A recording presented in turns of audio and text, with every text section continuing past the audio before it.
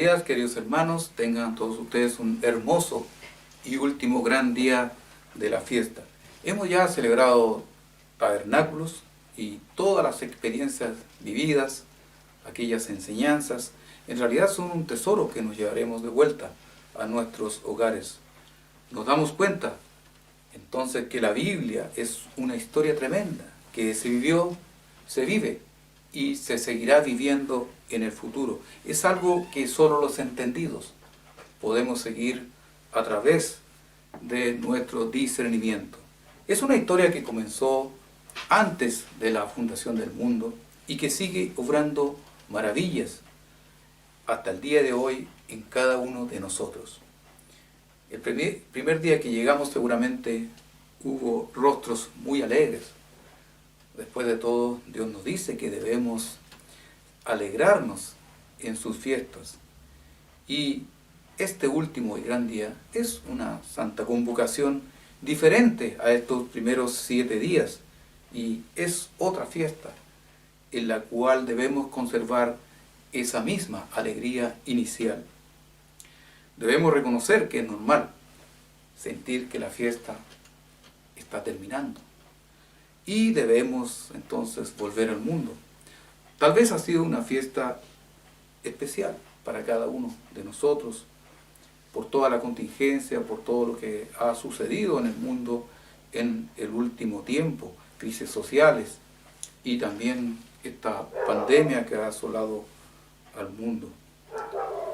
Hay muchas emociones que seguramente deben recorrer en estos momentos nuestros pensamientos, pero debemos abrir nuestra comprensión para llevarnos lo mejor de todo, incluido el feliz significado de esta última fiesta de la temporada. En un poco más de 1000 años, en el futuro, sucederá un acontecimiento que nos afectará a la mayoría de los seres humanos que hemos vivido en este planeta. Nosotros hoy atesoramos un plan de salvación que se nos ha revelado a través de la Sagrada Escritura. Y nuestra promesa es ser reyes y sacerdotes en el mundo venidero. Pero, ¿qué de aquellos que murieron sin enterarse siquiera de este plan de salvación de Dios para la humanidad? Será un momento traumático, con un impacto increíble en la vida de las personas como nunca antes les pudo haber sucedido. Y hoy día les quería invitar a un viaje hacia el futuro, a través de las Sagradas Escrituras, a través de la Biblia, y que nos va a hablar un poco de aquellos acontecimientos. Mi mensaje en esta oportunidad lleva por título Más allá del milenio. Mientras emprendemos este vuelo, ya tenemos nuestros cinturones bien sujetos, bien abrochados, entonces iremos revisando información importante que nos hará comprender mejor lo que veremos en este viaje. Recordamos en estos momentos al escritor español Miguel de Unamuno en el libro del sentimiento trágico de la vida, publicado por allá por el 1913. Y allí él expresa sus ansias de tener vida eterna. Y él dice en uno de sus párrafos: ser siempre, ser sin término, sed de ser más. Estas frases son una síntesis del deseo del ser humano por trascender más allá de esta vida física y superar la muerte. Entonces la primera estación de este viaje hacia el futuro es el punto número 1 de este mensaje: el deseo humano de vivir para siempre. La ciencia humana, llevada por el deseo de perdurar en el tiempo, lo ha llevado a investigar y buscar las instancias que le permitan al ser humano prolongar sus días. Y uno de estos científicos es Bruce Duncan, quien ha liderado la investigación en áreas como la criogenia, la biotecnología y la ciberconciencia. Y uno de los proyectos de este señor Duncan, como director de TerraSen, que es una organización que quiere promover esta idea de almacenar una gran base de datos y las personas pueden acceder libremente a este sitio web y dejar allí sus recuerdos, por ejemplo, sus gustos, sus preferencias y en el fondo prácticamente toda su conciencia. De tal manera que esto se almacena y estas personas sueñan en el futuro puedan revivir a esa persona e instalar en su cerebro esta base de datos que ha quedado recopilada. Tal vez, hermanos, este es el mismo deseo que podemos ver en otras culturas de la antigüedad, donde a través de las investigaciones podemos ver, observar cómo ellos sepultaban a sus muertos.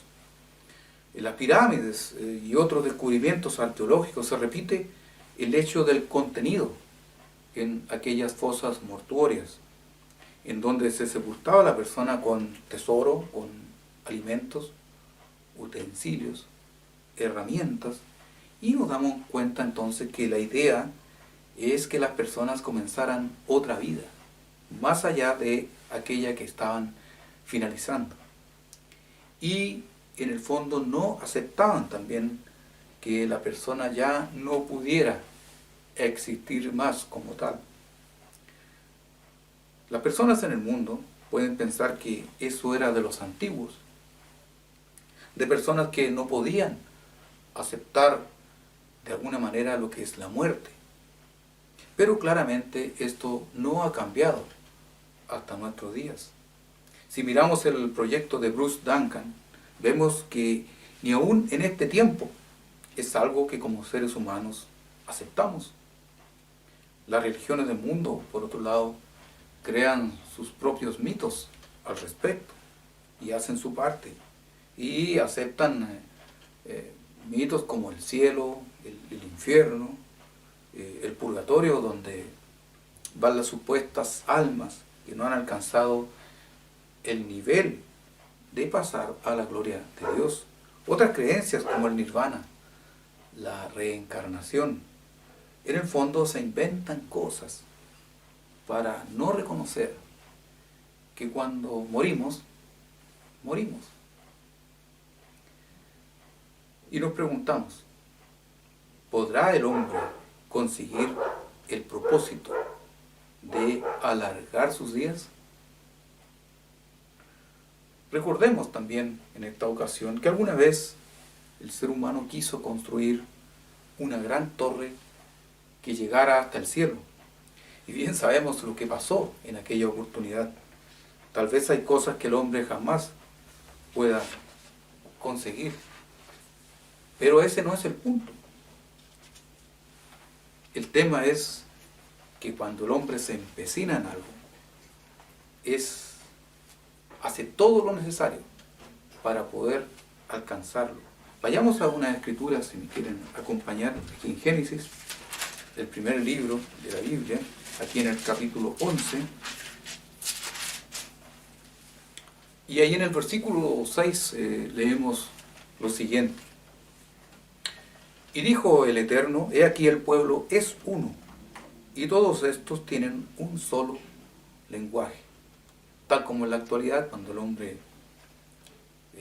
se comunicó entre sí y produjo estas crisis sociales. El pueblo es uno, con un solo pensamiento, un solo lenguaje. Y continúa diciendo aquí el versículo 6, y han comenzado la obra, y nada les hará desistir ahora de lo que han pensado hacer. Pensándolo bien, tal vez nosotros los cristianos, queridos hermanos, también tenemos ese pensamiento, ese deseo de poder ver y abrazar a algunos de nuestros seres queridos que ya no están con nosotros, que descansan, y es natural que así sea. Algunos de nuestros hermanos, padres tal vez, amigos, abuelos, etcétera. Recuerdo en alguna oportunidad haber vuelto en una visita que hice a las ruinas del pueblito donde nací.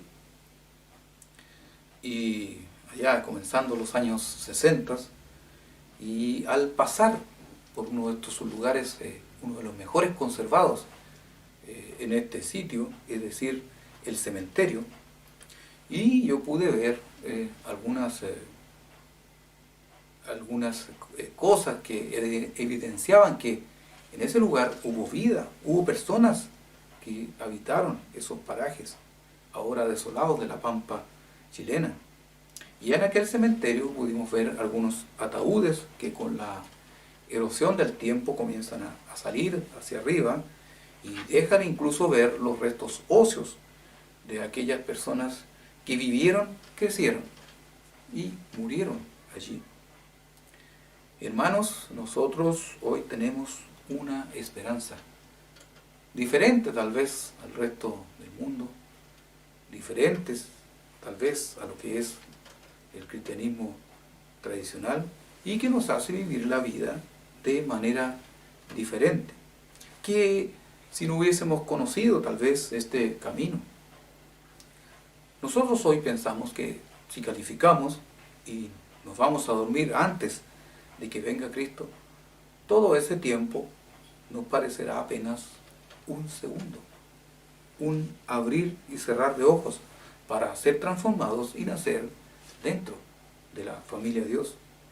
Hoy la inmensa mayoría de las personas que han vivido sobre este planeta no han sido aún llamadas a esta esperanza que hoy nosotros abrazamos, y nos preguntamos si acaso será posible verlos algún día.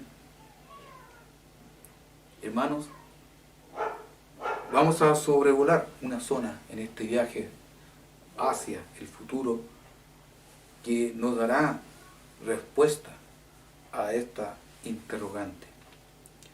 El punto número 2 de más allá del milenio es la respuesta de Dios. El profeta Ezequiel, que es contemporáneo de Daniel y Jeremías, relata en su libro una visión referida hacia el futuro. Y en el capítulo 37, donde les invito a pasar ahora, él describe en esta visión un valle lleno de huesos humanos secos. Vayamos entonces allí a Ezequiel en el capítulo 37.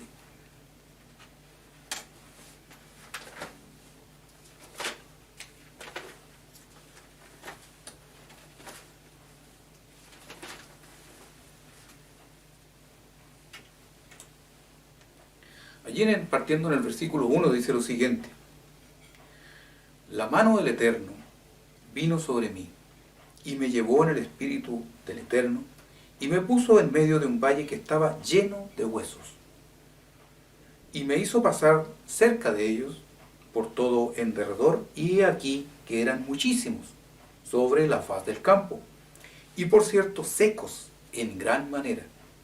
Y me dijo: hijo de hombre, ¿vivirán estos huesos? Y dije: Señor Eterno, tú lo sabes.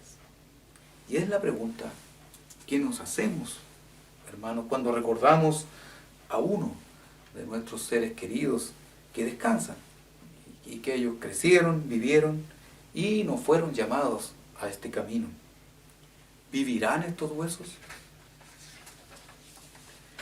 Mientras el ser humano, mediante sistemas artificiales, pretende poner conciencia en una especie de humanoide o un análogo consciente donde se descarga un archivo mental, Dios ya tiene planificado de antemano que estos huesos sí van a vivir, pero no de la manera que el hombre piensa, por supuesto. Dios hará que algún día la sangre, que es la vida, y los músculos, los tendones y la piel de las personas que han fallecido puedan ser restaurados como si nada hubiese pasado en sus vidas pasadas. Y continuamos aquí en el versículo 6. Y pondré tendones sobre vosotros, y haré subir sobre vosotros carne, y os cubriré de piel, y pondré en vosotros espíritu, y viviréis, y sabréis que yo soy el Eterno. Profeticé, pues, como me fue mandado, y hubo un ruido mientras yo profetizaba. Y he aquí un temblor, y los huesos se juntaron, cada hueso con su hueso. Y miré, y aquí tendones sobre ellos, y la carne subió, y la piel cubrió por encima de ellos, pero no había en ellos espíritu. Entonces vemos aquí que mientras ocurre este proceso extraordinario, fantástico, inimaginable, las personas aún están inconscientes, aún no se enteran, no se dan cuenta de cómo sus cuerpos están siendo restaurados, pues aún no hay espíritu o aliento de vida en sus cuerpos. Y luego sucede entonces el milagro de la vida en cada uno de ellos. Y aquí el versículo 10 de Ezequiel 37 sigue diciendo: y profeticé como me habían mandado, y entró espíritu en ellos, y vivieron, y estuvieron sobre sus pies un ejército grande en extremo. Y allí estaban, en pie, hermanos queridos, aquellas personas que no conocieron la verdad, y que esta verdad que ahora es la que nosotros conocemos. Allí estaban en pie un ejército de personas grande en extremo. Y este es el significado de este día, hermanos. Una de las doctrinas más hermosas e impresionantes de las Sagradas Escrituras.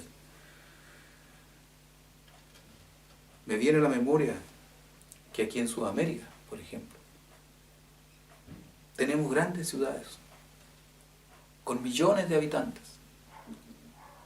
Y aquí yo tomé nota de algunas, por ejemplo, Sao Paulo, en Brasil, 21,7 millones de habitantes. Buenos Aires, Argentina, 15 millones.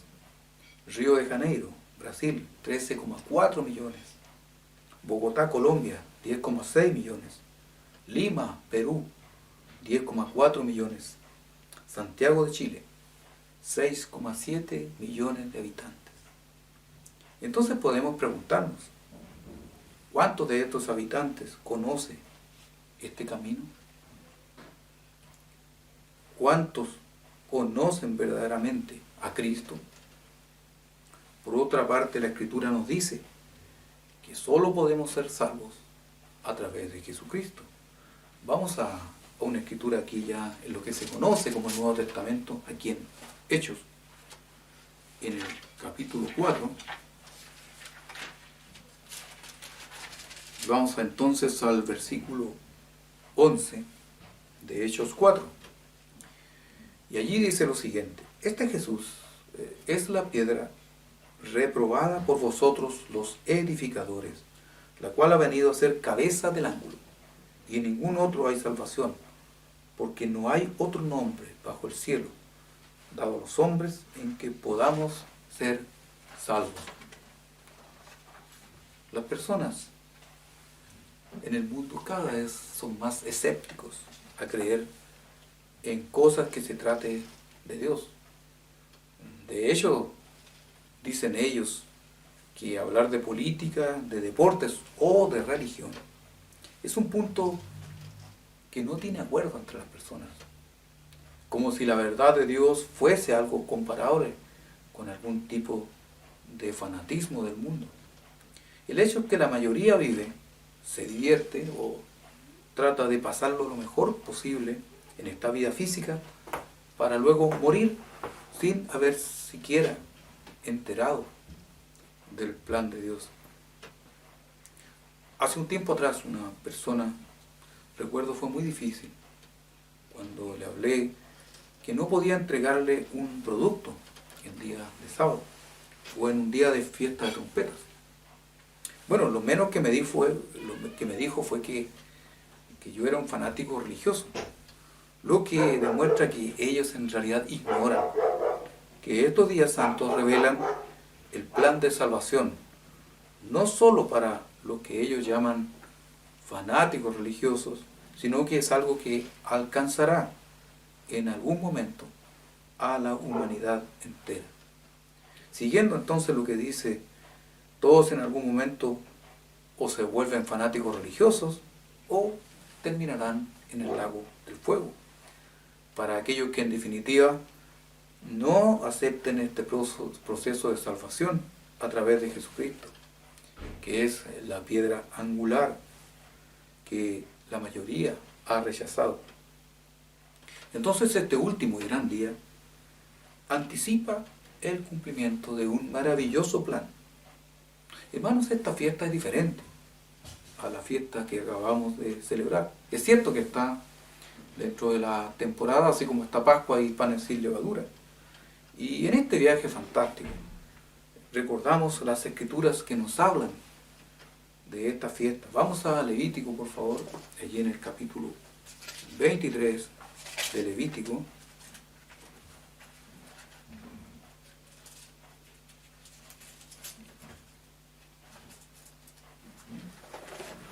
Levítico 23 y en el versículo 34. Y allí dice lo siguiente: habla a los hijos de Israel y diles, a los 15 días de este mes, séptimo, será la fiesta solemne de los tabernáculos al Eterno por 7 días. Es decir, lo que acabamos de celebrar. Y en el versículo 35 dice, el primer día habrá santa convocación, ningún trabajo de siervos haréis. 7 días ofreceréis ofrenda encendida al Eterno. Y noten lo siguiente, el octavo día tendréis santa convocación y ofreceréis ofrenda encendida al Eterno. Es fiesta, es fiesta. Ningún trabajo de siervos haréis. Es importante, hermanos, tener esta visión de conjunto de todo esto, porque nos da la comprensión, el entendimiento que de todo lo que es el plan de salvación de Dios, que hay una obra en marcha de parte del Eterno. Y el tercer punto, de más allá del milenio, es una obra en marcha. Una obra en marcha. Cuando hablamos de un plan, nos referimos a un proyecto, a un modelo que es elaborado antes de ejecutar siquiera la acción. Y lo que vemos entonces a través de este viaje son los preparativos en la era actual para llevarlo a cabo. Este mismo mensaje es algo que está planificado para el tiempo de la fiesta de los tabernáculos, faltando algunos meses todavía para llevarlo a cabo. Y esto se planifica con tiempo. Y el plan de Dios consiste precisamente en que los seres humanos, esto lo hizo con mucho tiempo de anticipación, de que los seres humanos accedan a la vida eterna, naciendo dentro de la familia de Dios, de manera tal que se pueda llevar muchos hijos a la gloria. Esto es algo que necesita un proceso. Y la elección que hiciera el hombre al principio de su existencia ha marcado de alguna manera las fases de este proceso. Y recordemos que a Adán se le ofreció la opción de elegir la vida, obedeciendo a Dios. Pero, ¿qué pasó? Todos sabemos, él decidió tener una mente carnal, que es la que nos dificulta esta faena. Vayamos allá a Génesis, al capítulo 3.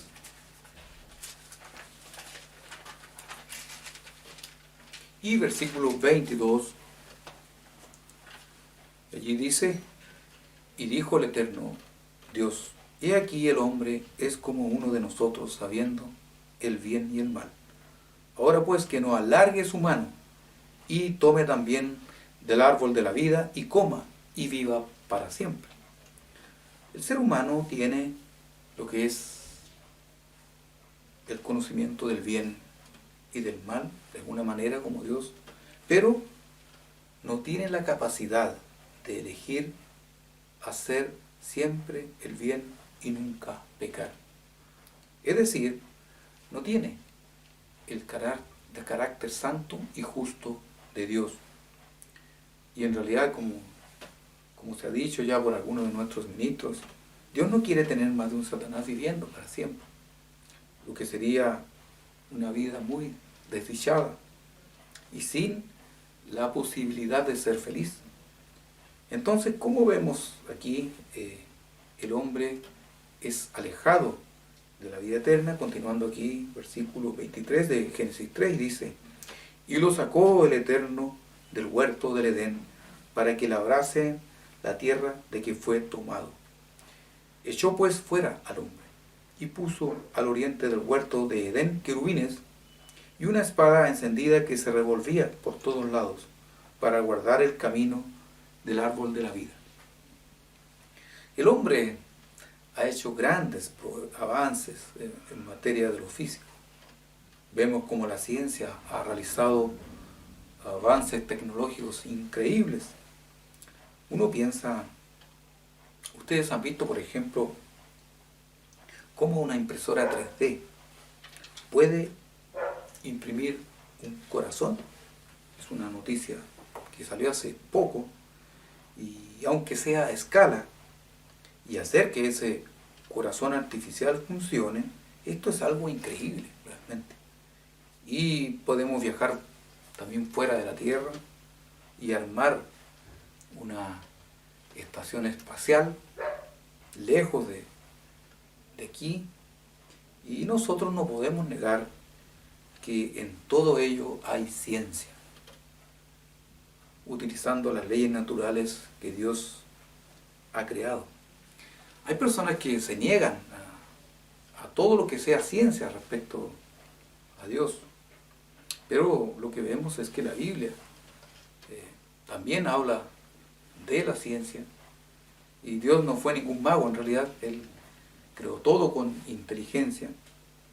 Y tenemos que hay un grupo de científicos que con el tiempo han llegado a comprender que esto no es una creación espontánea, y que todo lo que vemos, el universo, la Tierra, los confines del universo, es obra de un diseño inteligente. Entonces vemos que las ecuaciones y todo lo que existe es porque Dios las ha creado. El hombre se ha dedicado a descubrir todo esto. Dios es el creador de todas las cosas. Nada de lo que existe ha sido creado por nadie fuera de Dios. Lo que el hombre hace es errar respecto a esta creación, porque no tiene la capacidad de elegir siempre el bien, y tiene que recurrir entonces a estos métodos que tienen los científicos de la experimentación, lo que a veces es muy peligroso. Pese a todos los avances, aún no hemos hecho nada con respecto a la muerte.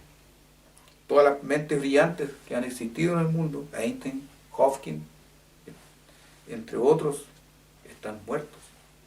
Y tal vez algún día Dios les dirá lo que dice aquí en Job. Les invito entonces a ir a Job, ahí al capítulo 38. Entonces aquí en Job, en el capítulo 38, versículo 4, partiendo, allí es lo que le dice Dios a Job, y que pudiese decirle a cualquiera de estos científicos. Y Job, allí le dicen: ¿dónde estabas tú cuando yo fundaba la tierra? Házmelo saber si tienes inteligencia. ¿Quién ordenó sus medidas, si lo sabes? ¿O quién extendió sobre ella cordel? ¿Sobre qué están fundadas sus bases? ¿O quién puso su piedra angular? Cuando alababan todas las estrellas del alba y se regocijaban todos los hijos de Dios. ¿Quién encerró con puertas el mar? Cuando se derramaba saliéndose de su seno, cuando puse yo nubes por vestiduras suyas y por su faja oscuridad, y establecí sobre él mi decreto. Le puse puertas y cerrojo, y dije, hasta aquí llegarás, y no pasarás adelante. Y ahí parará el orgullo de tus olas. ¿Has mandado tú a la mañana en tu día? ¿Has mostrado al alba su lugar? Dios es quien tiene todas las explicaciones, y algún día podremos enterarnos de cosas increíbles. Y ahora solo podemos ver todo esto a través de los cristales, hermanos, de este viaje fantástico que estamos haciendo en este día de nuestra comprensión. Porque no podemos descender aún de esta nave y tocar todo aquello que podemos vislumbrar a través de estas sagradas escrituras. El punto número 4, entonces, es un tiempo de juicio. Hermanos, algún día la humanidad también entenderá que esta vida no es todo lo que existe según su limitada visión. Precisamente este día demuestra que hay algo más allá de todo este tiempo temporal. El plan de Dios contempla una secuencia de eventos, y uno de ellos es un tiempo de juicio futuro. Por eso este punto número 4, un tiempo de juicio. Les invito a ir al Evangelio de Juan.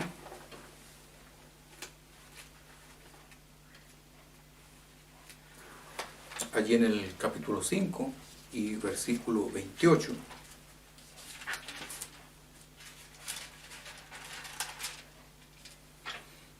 Allí dice, no os maravilléis de esto, porque vendrá hora cuando todos los que están en los sepulcros oirán su voz, y los que hicieron lo bueno saldrán a resurrección de vida, mas los que hicieron lo malo a resurrección de condenación. La traducción más acertada aquí para la palabra crisis, que se traduce como condenación, es juicio. Es decir, podríamos leer la última frase aquí, mas lo que hicieron lo malo a resurrección de juicio. La declaración de Jesucristo respalda entonces la enseñanza bíblica de la necesidad de una resurrección de los muertos. En ninguna parte enseña la Biblia que inmediatamente después de la muerte nosotros vamos a un tipo de cielo o al infierno. Y en lugar de eso la Biblia habla acerca de los que están muertos en sus tumbas, esperando una resurrección futura, en que ellos volverán a vivir para recibir un juicio. Cristo en esta declaración no se limita a ver lo que ocurriría a su alrededor, como Dios en la carne. Él tenía, hermanos, esa mirada 3D, y él podía mirar el pasado y ver la miseria humana que propiciaba el pecado. Él podía ver cuando los israelitas hicieron un becerro de oro allá en el pasado, luego de haber visto los milagros y haber sido liberados de la esclavitud. Él podía ver al enemigo obrando en cada persona que se aleja de Dios. Tal vez él pudo mirar hacia adelante, hasta nuestros tiempos, y ver más allá del milenio. Cristo pudo ver los miles de millones de personas engañadas, frustradas, deprimidas, violentas, que habían nacido en el pasado, en su tiempo, y que nacerían también en el futuro. Y allí radica entonces, hermanos, también otra grandeza de nuestro Señor, de nuestro Redentor, porque Él los amó igual, de tal manera que estaba a punto de morir por cada uno de ellos, para que algún día sus pecados fuesen perdonados. Por eso también, en forma lógica, es imposible que venga una condenación sin tener un periodo de tiempo en que se le revele a la verdad de Dios a cada persona. De no ser así, entonces Él no pudo haber muerto por toda la humanidad, sino por muy pocos que han sido llamados y han calificado a lo largo del tiempo. Con ese amor divino, entonces Él quiere perdonar a las personas, más allá de unos pocos años que podían vivir engañados en esta vida física. Cuando Él visualizó todo, como les dije, con esa mirada 3D, sabía que Dios el Padre lo volvería a la gloria que siempre había tenido junto a Él.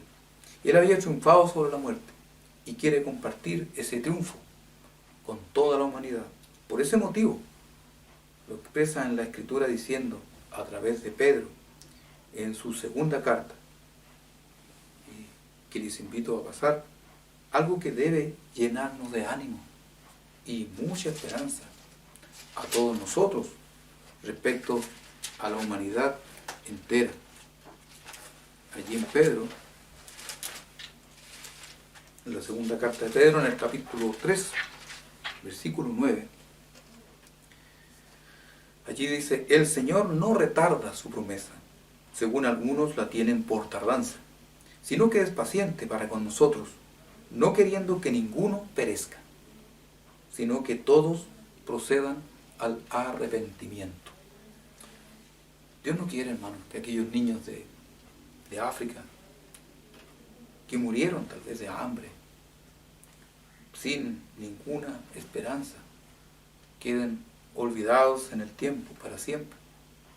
Por eso esta obra en marcha que tiene Dios para la humanidad es un proceso que tiende a cambiar todo aquello.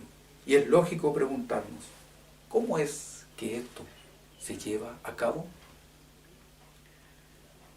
Como todo proceso, comentamos recién, planificado, tiene sus etapas, sus secuencias ordenadas. Y en Primera de Corintios, el libro que les invito a pasar, allí en el capítulo 15,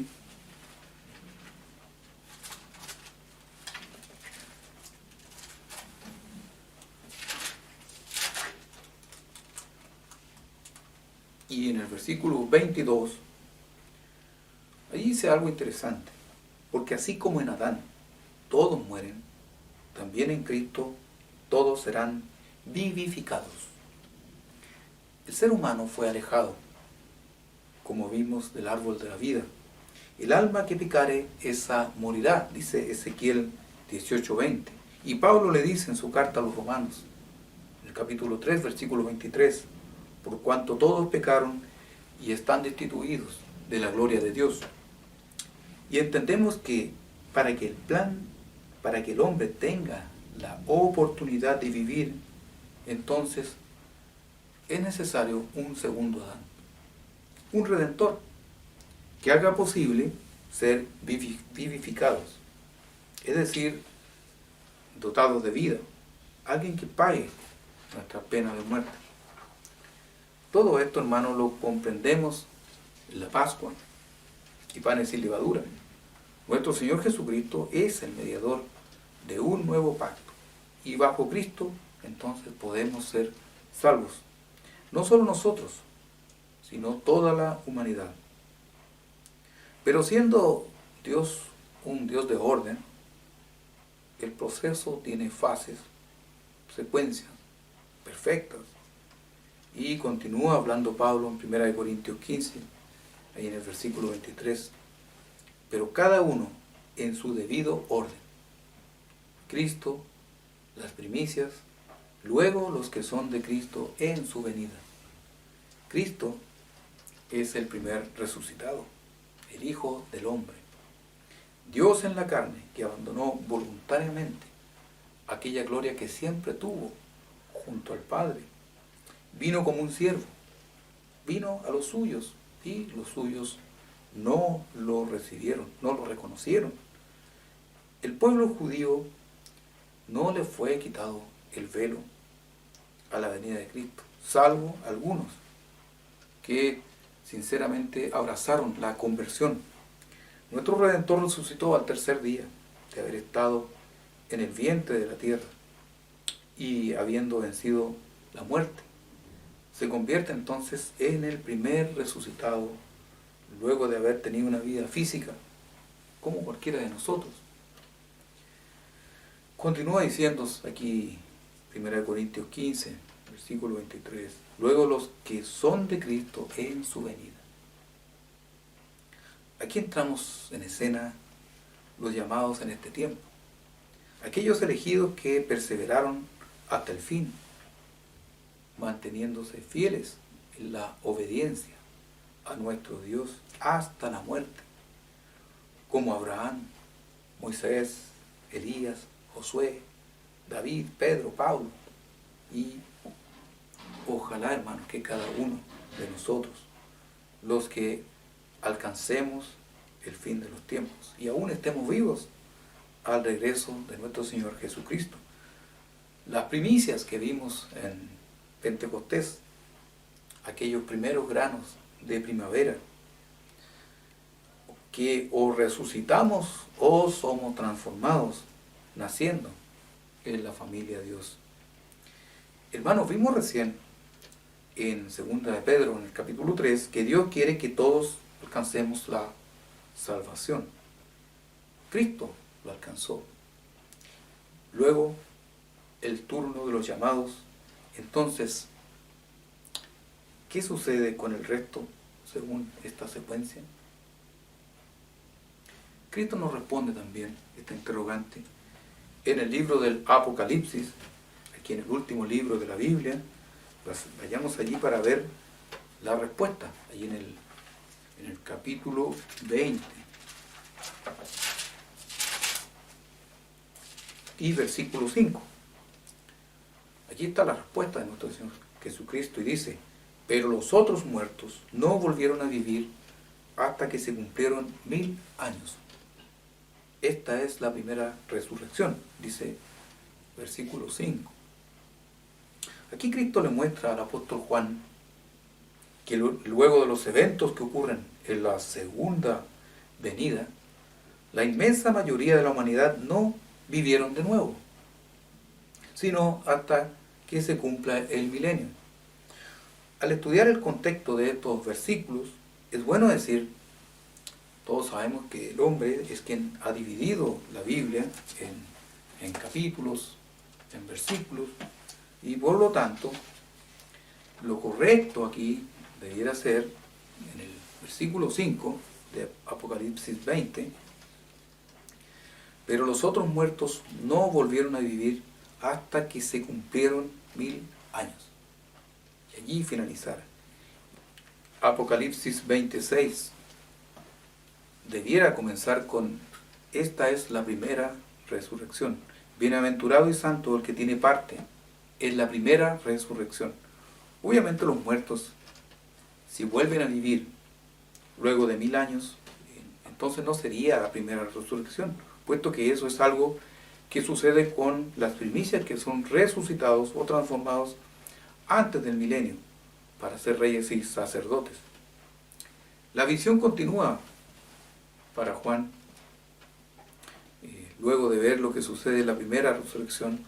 La visión lo lleva a presenciar el accionar y la derrota final de Satanás.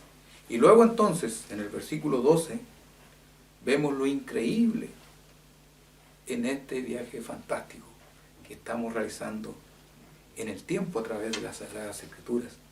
Apocalipsis 20, versículo 12.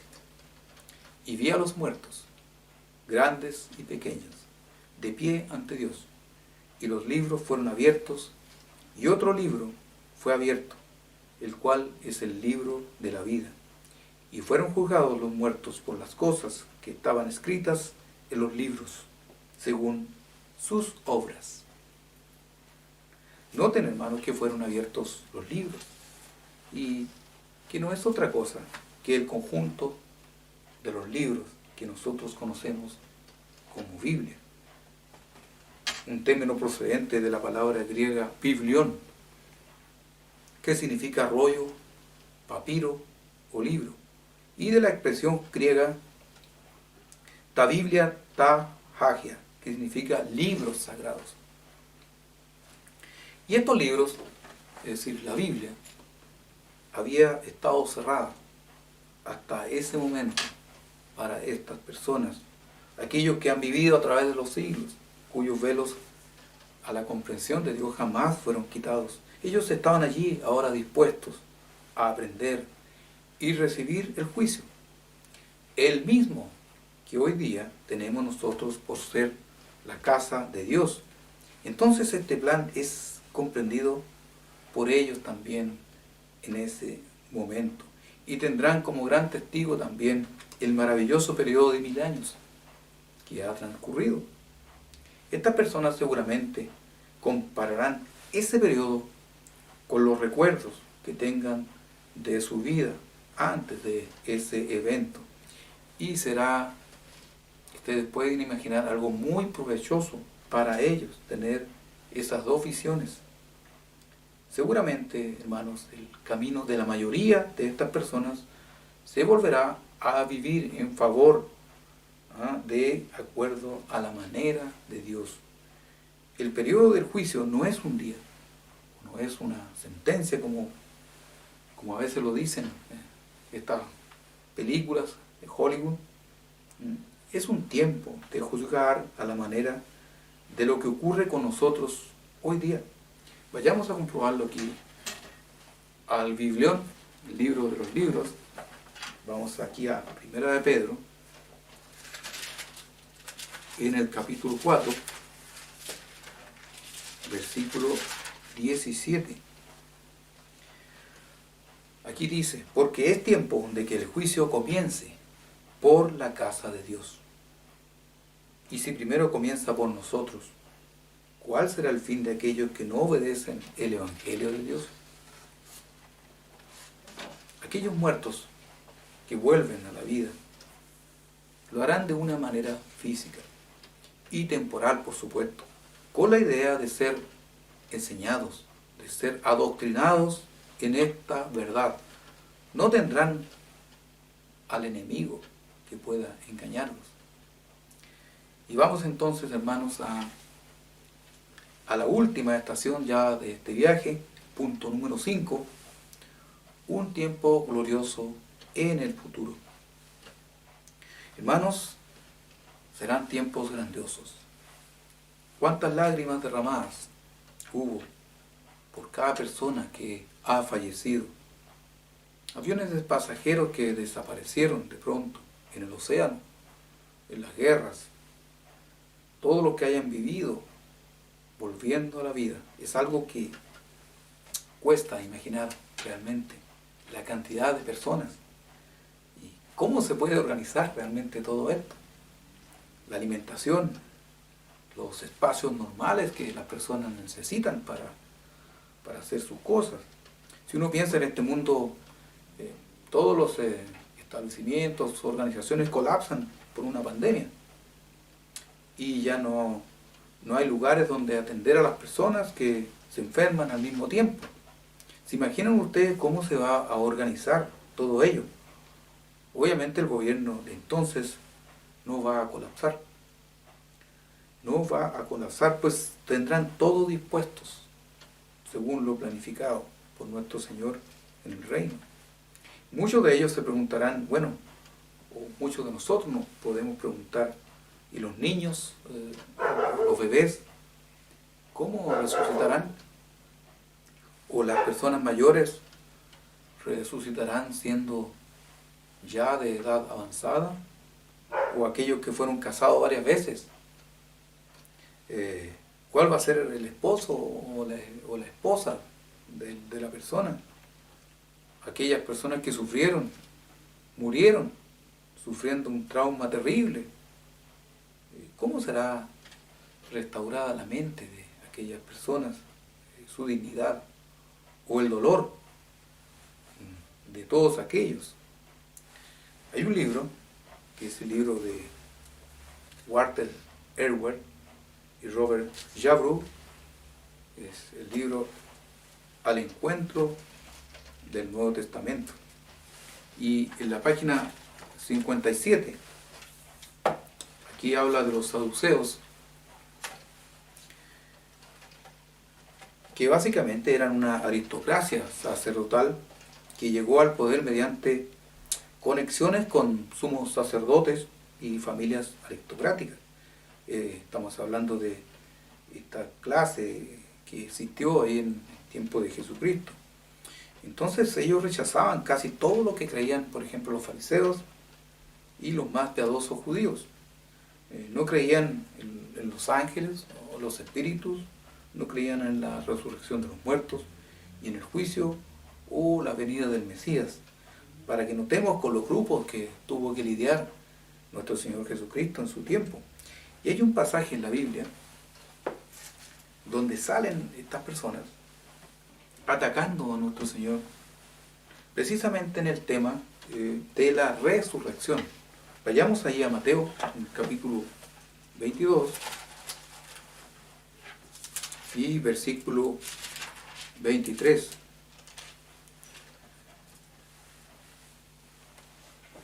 Dice, aquel día vinieron a él los saduceos que dicen que no hay resurrección y le preguntaron, diciendo, Maestro, Moisés dijo, si alguno muriere sin hijos, su hermano se casará con su mujer y se levantará descendencia a su hermano. Se casará con su mujer y levantará descendencia a su hermano. Hubo pues entre nosotros 7 hermanos.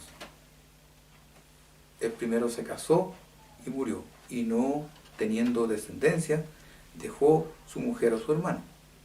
De la misma manera también el segundo y el tercero hasta el séptimo. Y después de todos murió también la mujer. Entonces aquí viene la pregunta. En la resurrección, pues, ¿de cuál de los 7 será ella mujer, ya que todos la tuvieron? ¿Qué pregunta, hermano? Ellos no creyendo en la resurrección y buscaban de alguna manera atrapar la posible respuesta de nuestro Señor Jesucristo. Entonces todo lo que hemos visto hoy, el juicio del gran trono blanco, es algo planificado por milenios, antes siquiera de la fundación del mundo.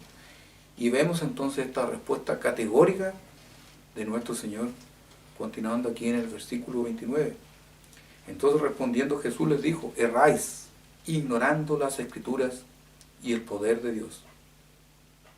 ¿Hay acaso algo imposible para Dios? Llegado el momento, como primicias, deberemos estar preparados, llenos de sabiduría, repletos de amor, de comprensión. Después de todo, luego de 1000 años de experiencia, de la mano de nuestro Señor Jesucristo, con seguridad, hermanos, vamos a saber muy bien qué es lo que hay que hacer en cada caso, para todas las personas, para sus interrogantes, que se nos puedan venir a nuestra mente. Estas han sido seguramente unas fiestas muy diferentes a otras, y es hermoso saber que algún día volveremos a ver a aquellos seres queridos que fueron a descansar antes que nosotros. Hoy Dios no está salvando a todo el mundo, y hoy es el momento de preparar a un pueblo que gobernará al mundo de la mano de nuestro Redentor. Hermanos, ya nuestra nave ha comenzado el viaje de retorno, en este viaje fantástico, más allá del milenio. Y debemos detenernos entonces en nuestra pista de aterrizaje. Para concluir, hermanos, las religiones del mundo buscan atraer a las personas para ofrecerles algo que no es una realidad. Solo Dios puede llamar a una persona a la verdad. Lo que en realidad debemos hacer como pueblo de Dios es prepararnos, aprender y practicar una forma de vida para que llegado el momento estemos calificados para poder enseñar. Al terminar el día de hoy, usted habrá llegado al final de la temporada de fiestas de este año. Tal vez es un sentimiento encontrado, pues es la felicidad de haber dado un paso más en este hermoso plan. Pero vamos, por otro lado, a regresar al mundo, a nuestros hogares y empleos, pero nuestras mentes deben estar enfocadas en mirar esta historia más allá del milenio, para que podamos prepararnos de la mejor manera posible. Hermanos, que la paz de Dios ilumine cada paso que demos en el tiempo que se avecina. Quiera Dios que cuando el Hijo del Hombre vuelva a la tierra, nos encuentre haciendo la obra con fe y amor, preparándonos para el reino de nuestro Padre.